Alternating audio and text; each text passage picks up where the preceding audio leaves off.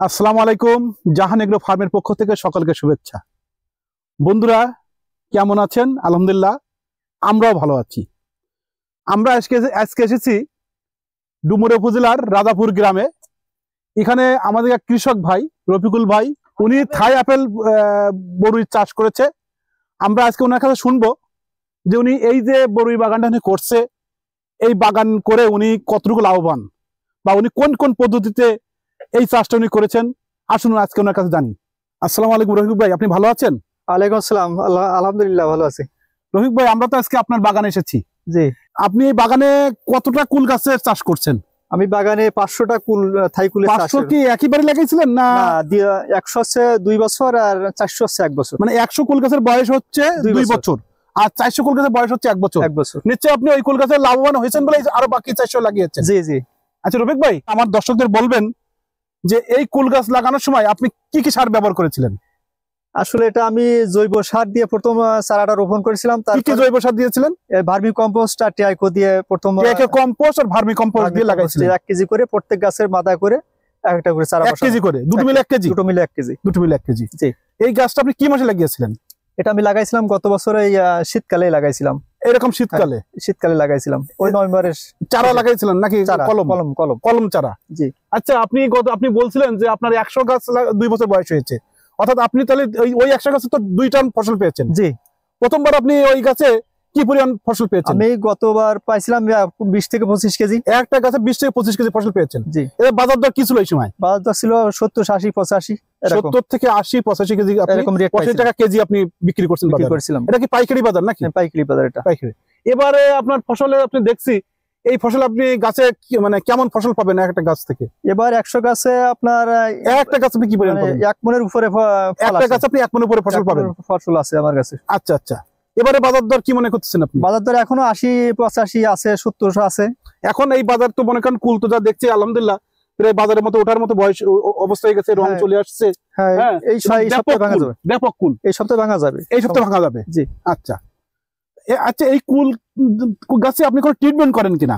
হ্যাঁ, কুল গাছ তো অবশ্যই ট্রিটমেন্ট, কিছুটা কীটনাশক দেওয়া লাগে, ছত্রাক দেওয়া লাগে, হ্যাঁ ভিটামিন দেওয়া লাগে। যদি আমার দর্শকদের বলতেন যে এই ছত্রাকটা আপনি দেন, কখন দেন আপনি এই ছত্রাকটা? এই ছত্রাকটা ফুল আসার সঙ্গে শুরু করি। যখন ফুল আসবে তখন ছত্রাকনাশক দিতে হবে। কি নাম, এটার নাম কি?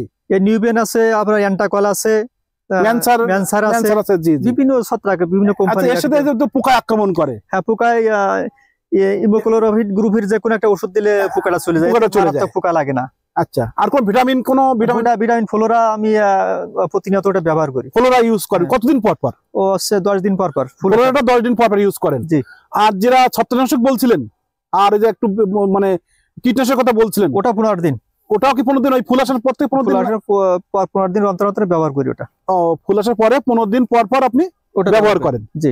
আচ্ছা, আপনি এই যে কুল চাষ করে কি আপনি লাভবান হয়েছেন নাকি? তা তো অবশ্যই লাভবান না হলে তো অনেকে অন্য ফসল লাগায়, কিন্তু অন্য ফসলে খরচ আছে প্রচুর।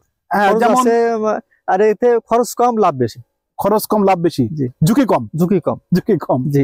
আচ্ছা, এই যে ঘেরের ভেড়িতে আপনি লাগিয়েছেন, এখানে যখন স্প্রে করেন মাছের কোনো ক্ষতি হয় না? মাছের যে বিষে মাছ মারা যাবে সেই বিষ আপনি ইউজ করেন না? ইমিক্লোরোভিড গ্রুপের ওষুধ দিলে সমস্যা হয় না। আচ্ছা আচ্ছা আচ্ছা।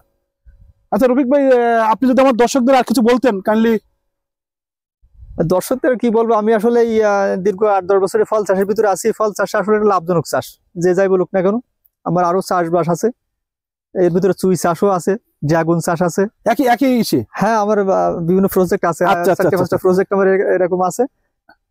আপনার কাছে একটা দিন আমি জানতে চাচ্ছিলাম, আপনি যখন লাগানোর সময় আপনি বলছেন আপনি ভার্মি কম্পোস্ট আর ট্রাই কম্পোস্ট ইউজ করছেন, এরপরে আর কোনো মাটির সাথে কোনো সার দিয়েছেন কি? হ্যাঁ, ওই রাসায়নিক সার প্রতিনিয়ত এরকম পর্যায়ক্রমে দেওয়া হয়। বছরে কয়বার দেন আপনি? বছরে 3 বার কমপক্ষে। 3 বার দেন?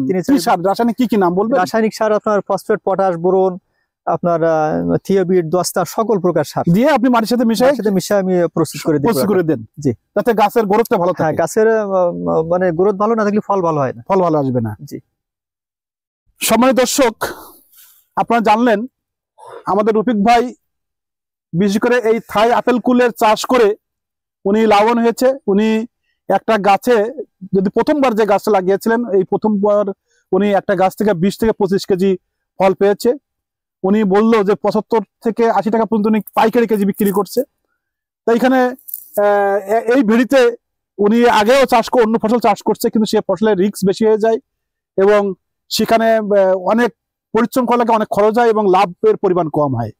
কিন্তু উনি এই কুলবরি, বিশেষ করে আপেল থাই কুলবরি চাষ করে উনি বিশেষ করে রিস্ক উনি মনে করেন না এবং খরচ কম হয়, লাভের পরিমাণ বেশি হয়। সকলকে ধন্যবাদ দিয়ে আজকে আমাদের শেষ করছি। আল্লাহ হাফেজ।